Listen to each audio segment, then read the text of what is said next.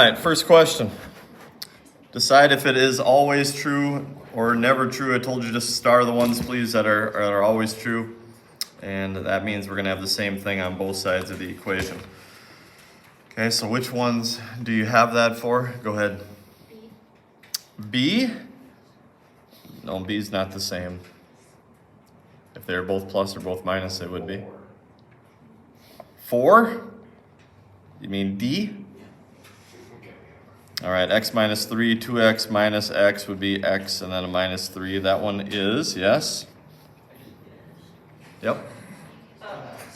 C. That would be 2x plus 6. This side would be 2x plus 6. Those would be the two. That should be true. Question number 2. Maya says that 2x plus 2 and x plus 1 have no solution because the left-hand side is double the right-hand side.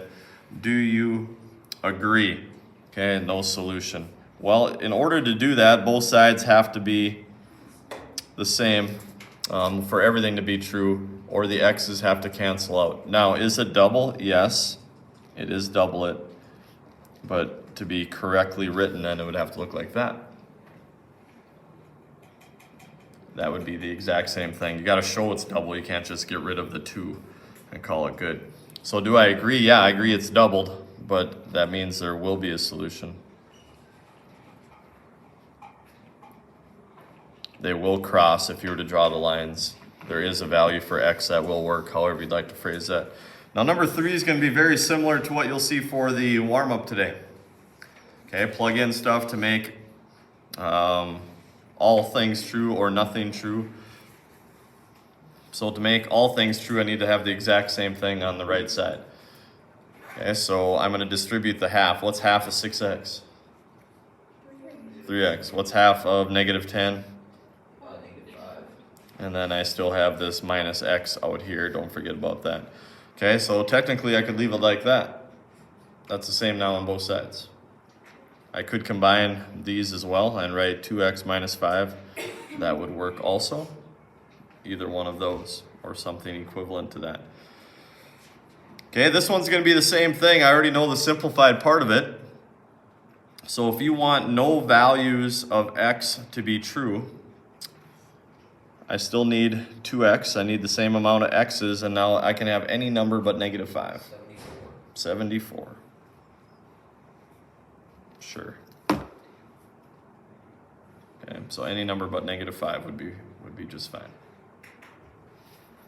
Now the x's would cancel and you'd get like 5 equals 74, which doesn't make sense, which is why it's no solution.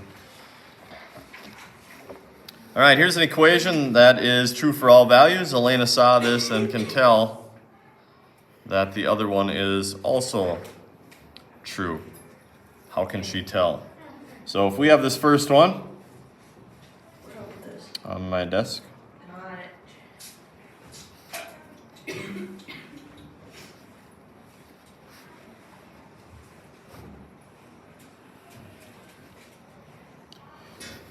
All right, now why are they the same? How can it also be true? So what did you do to the left and right side to make them true?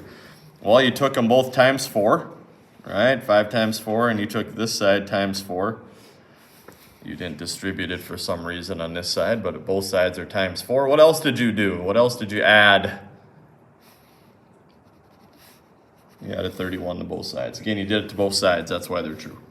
What you do to one side, you have to do the other. Next one. What was Elena's first step?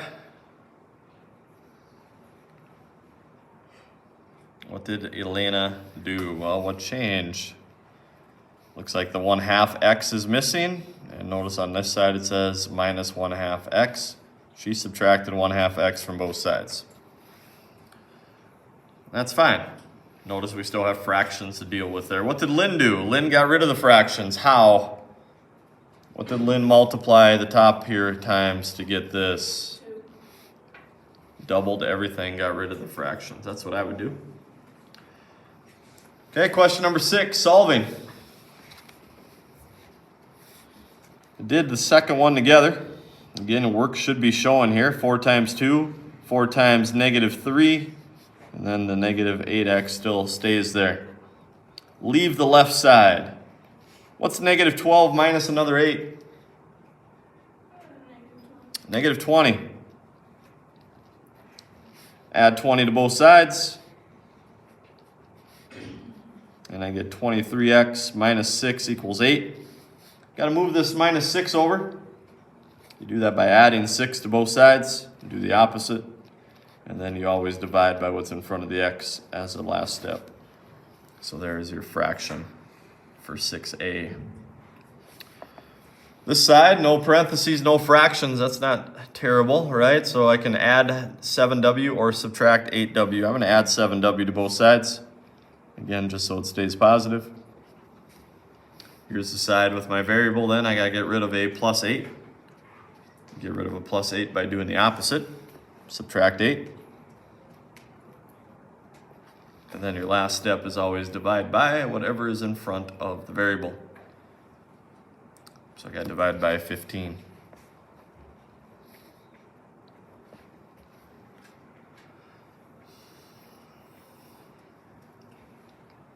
All right, question number 7. Maybe you had to sketch that one to see.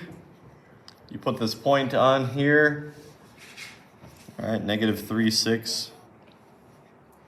Negative 3, 6 would be over here somewhere. And you just go up 4 over 1, up 4 over 1, up 4 over 1, write down a couple points. So the first one, up 4, would be negative 2, 10, would be right here.